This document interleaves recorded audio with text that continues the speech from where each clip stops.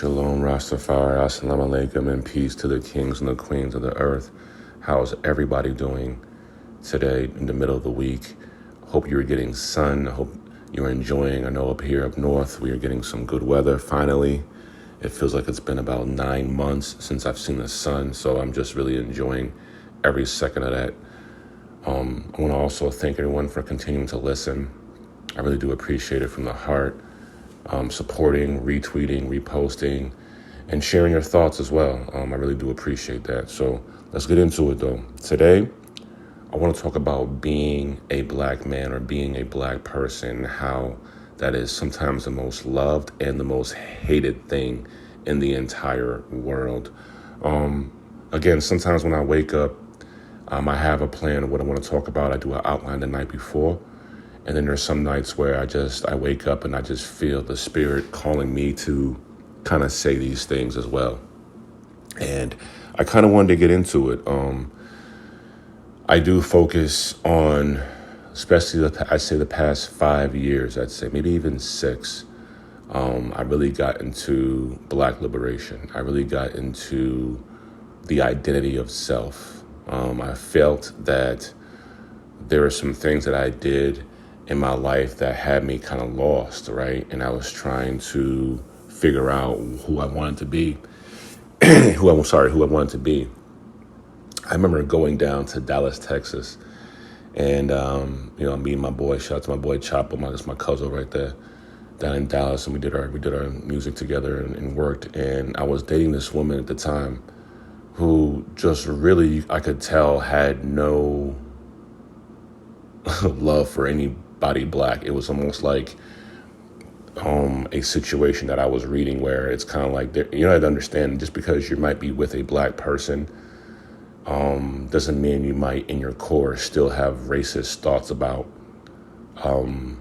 this person and their culture. Some people might think that that's just ignorant. Oh, how could you do that? It's you know, I've seen women who are with a woman or man who are with black people, black men or women, and after talking to them, you can still feel they have a racial undertone to them. It's almost like it was built inside their mental, their makeup, their paradigm, whatever.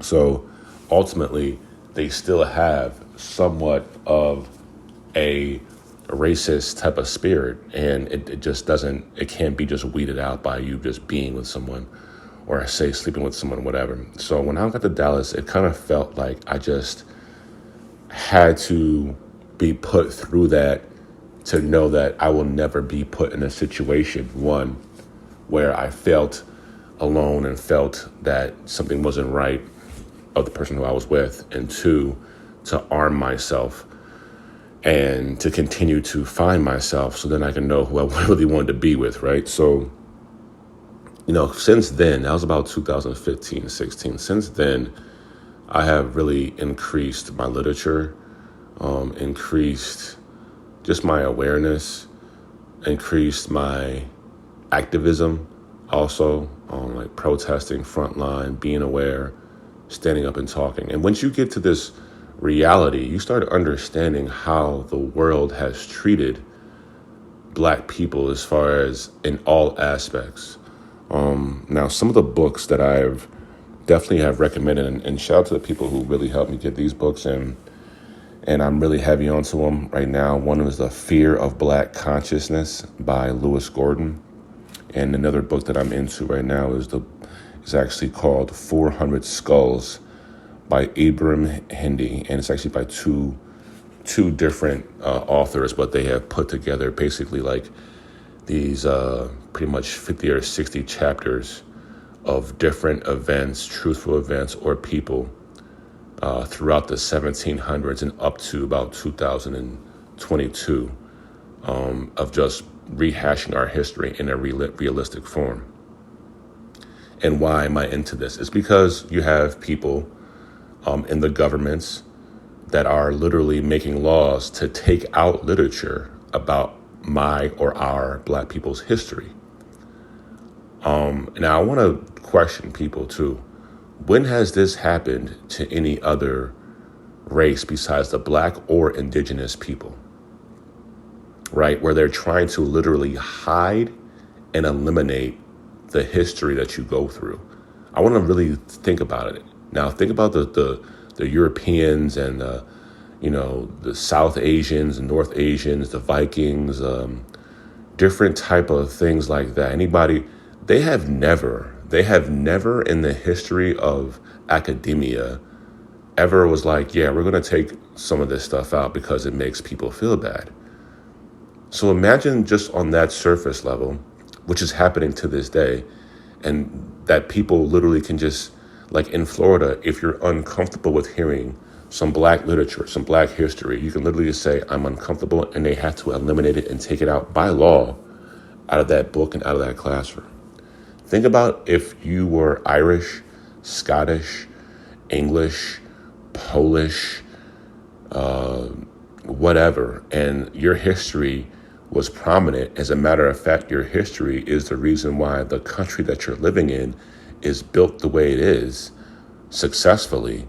And they decided to take that out because of the feelings of certain people who do not look like you. I want you to really understand how that could make you feel as a person.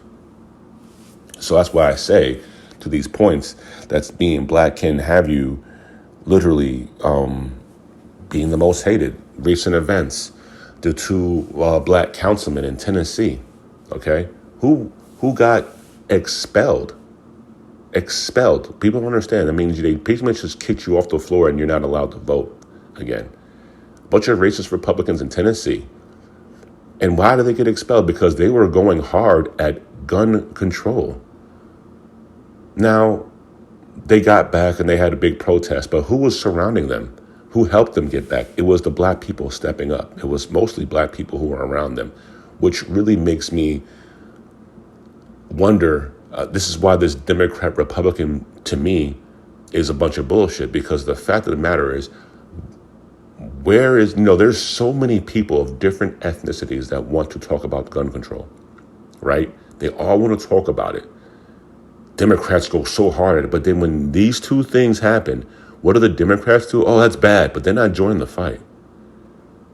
There's so many people, there's so many parents and that about gun control. Why wouldn't you be extremely passionate and then go hard at your own people for allowing this to happen? Two brothers stand, and really what's racist about it was three people who were involved in getting gun control, like making pretty much not a protest, not an uproar, but just really going hard at Republicans saying enough is enough. Two of them were black, one of them was white. The white person, the white female, did not get expelled. The two brothers did, though. So obviously, what's happening now is there's just blatant racism coming from, like, let's say Republicans especially. They're just blatant with it.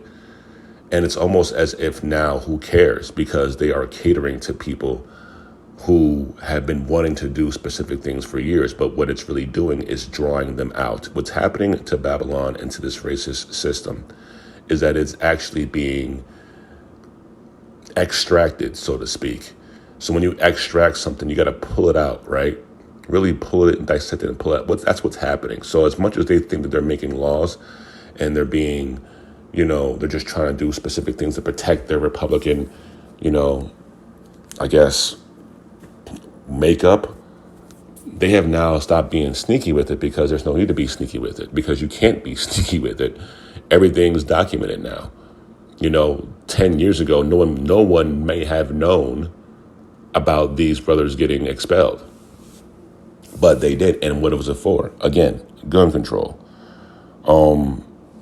And I recently even saw a little bit of a news clip or a documentary about, and this is how I felt about even the racism from the brown community, as far as, I don't like to even say Middle East, because there is no real Middle East. It's just the East. Fuck.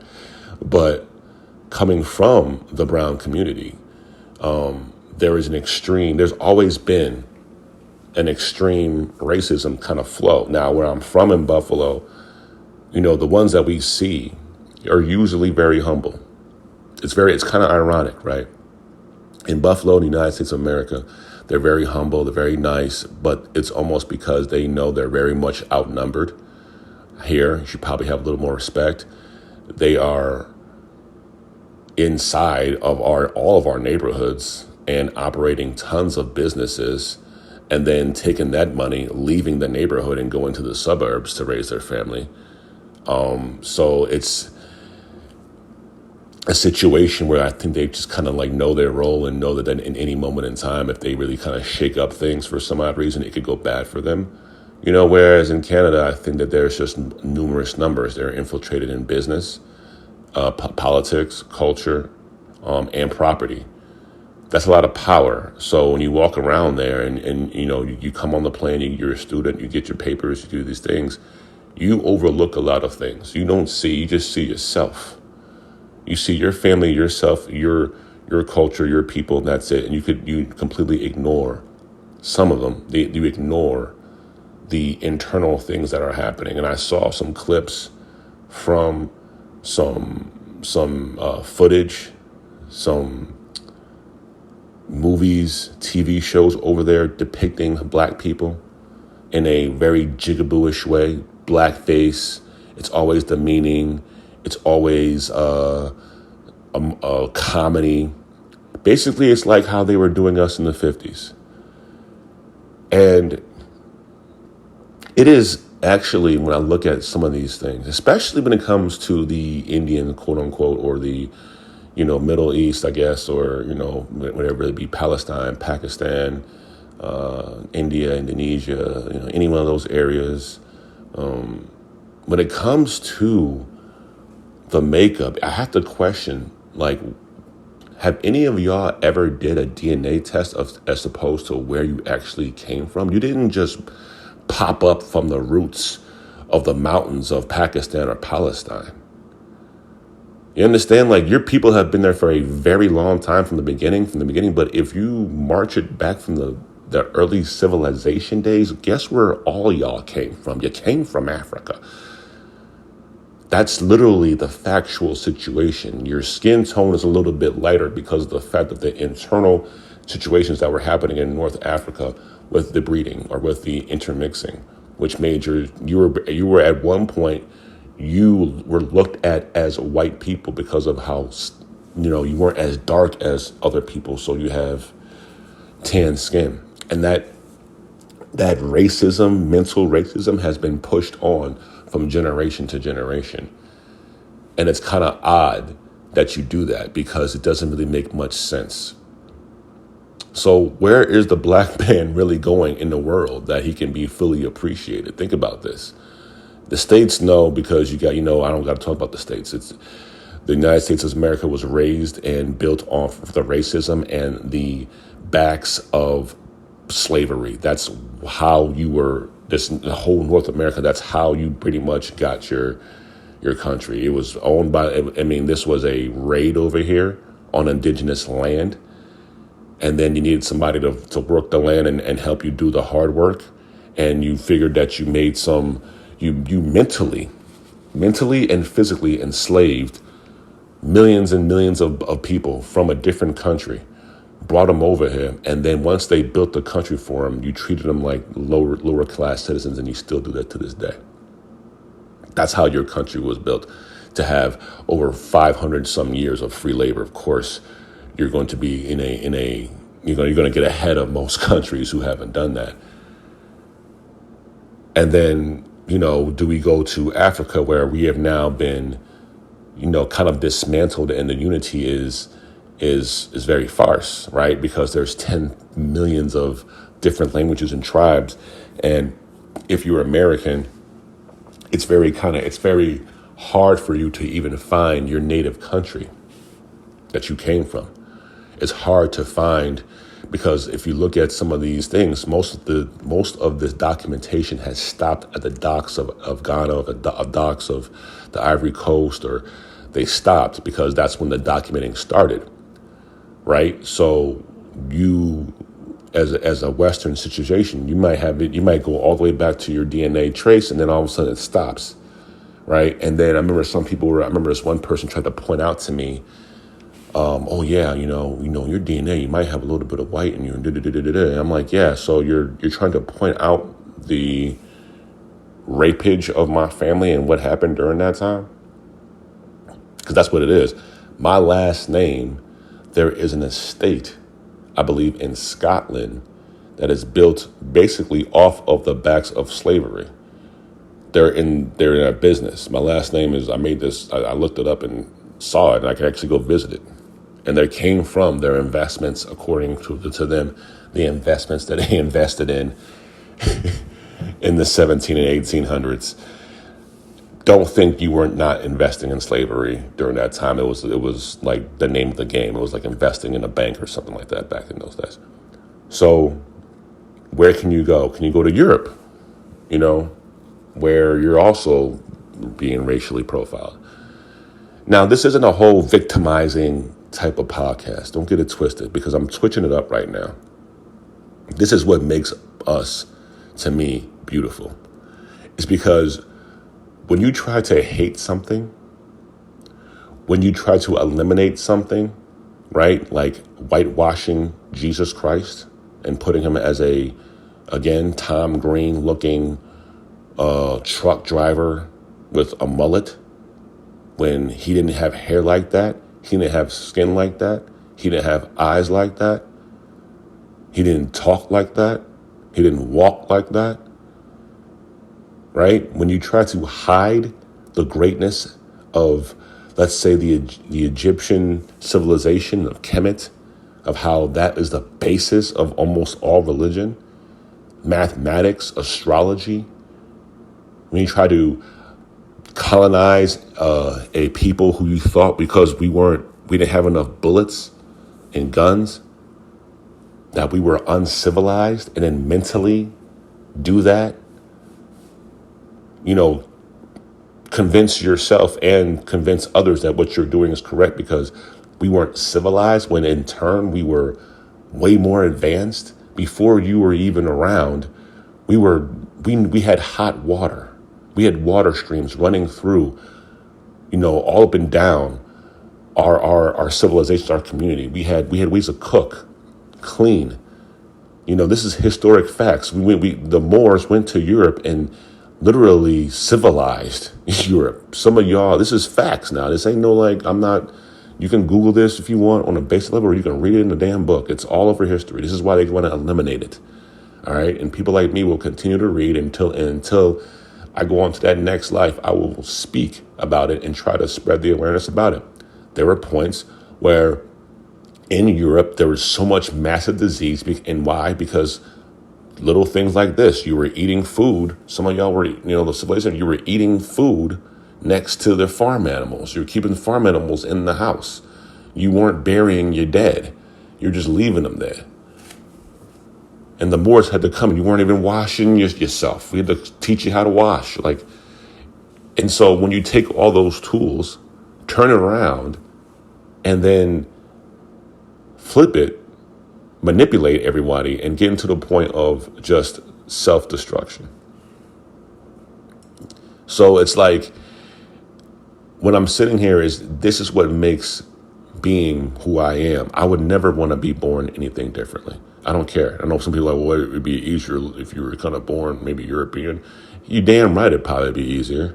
I wouldn't have gone through 90% of the shit that I've gone through if I was a different color. Absolutely. Abso-fucking-lutely. Because at the end of the day, I think that there are even specific European or white people who do things, or any, not just white people, really, I really got to get to that. It's really a lot of races that aren't black, that they kind of still have a stereotypical flow of how they may operate or how they might deal with anybody of color, especially who's black. And off instinct alone, they don't even realize that they're doing some racial shit or saying some racial stuff. That's how you know some of this stuff is kind of passed down and then taught, and then you don't even know that what you're being taught is actually wrong. Hence the reason why this can also go back to other races. Hence the reason why the Holocaust happened. People didn't really know, but they knew. They didn't think it was bad because they thought they were doing something right. Hence the reason why slavery kind of happened. People kind of knew it was wrong, even during the times. Look at what's happening in slavery. Even over here in North America, there are plenty of people like the Quakers. They were fighting it from the get-go. They never had slaves. You understand what I'm trying to say? There was abolitionists, there was indigenous tribes, there was tons of people who knew it was wrong from the beginning, right? And understood it was wrong and did what they needed to do to prevent that. But again, I wouldn't want to be any other color because it makes me who I am. It gives me the power. It gives me the strength. It lets me know that I'm different. There is not any other ethnicity that has gone through what the black man has gone through. You can't even say anything. I dare you to come bring me the, well, the Jewish community. Okay, look, you lost, the Holocaust is horrible. It's disgusting. You lost 6 million people. You died, and but you also have been, you still are getting reparations. You have your own land. You have a stronghold. Your army is feared by people. That's what it is. But in the passageway of the transatlantic slave trade, we lost over 100 million people plus 426 years of slavery, which means we have about 3 or 4 generations of people in our DNA that never saw freedom in their life. You cannot duplicate this type of treatment or try to compare it to any other person. And then on top of that, to continuously be held down by other people and other ethnicities as if it was a joke lets me know that the people that this whole entire thing we're talking about is us. The first shall be last and the last shall be first. Who is last? Black people are last. There is nothing you could say. You could try to say, well, that's specific lands and da-da-da. We are last because we don't even still understand. If Africa was united like it was really united, it would be the most powerful country in the entire world. But bar none. If we had a real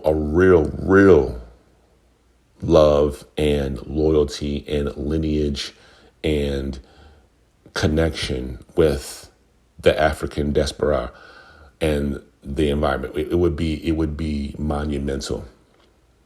And they had to separate that. They had to get rid of that. They had to, go around and basically just mentally enslave and physically enslave. And we're still mentally enslaved. Okay. People are very lucky that we're not vicious at heart. They're also very lucky that we do a lot of self-hating because that's what in turn keeps us ununified in the neighborhoods. If we all just specifically knew who we were at one point and put the guns down in our own neighborhood, redid what we needed to do, it would be just like the Tulsa situation and the massacre, because they would in turn figure out a way to destroy it because it would become better than what they ever had. We are those people.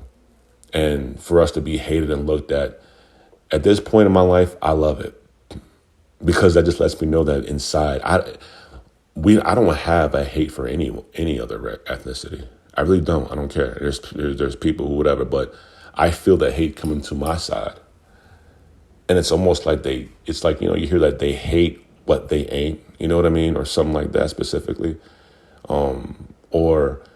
I like how the author, what's his name? Lewis Gordon. I'm sorry, I had a brain fart there. To go to my notes. Lewis Gordon of the book that I read, and he basically broke down when people are like, well, I don't see color, I don't see race, I don't see color, and I was like, I understand what you're coming from, but that also takes away my real identity, which is black. And if you don't see that I'm a black man, then you don't see me.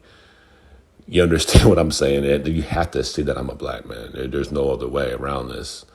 And then if you see that, then we can get started on how I am. So thank you for listening again. I know I kind of ran off. I can still go on for a long time about this because I can talk about it all day. It's the reason why I continue to read books as much as possible on these things. It is a passion of mine. I feel that when they try to take things away for a reason,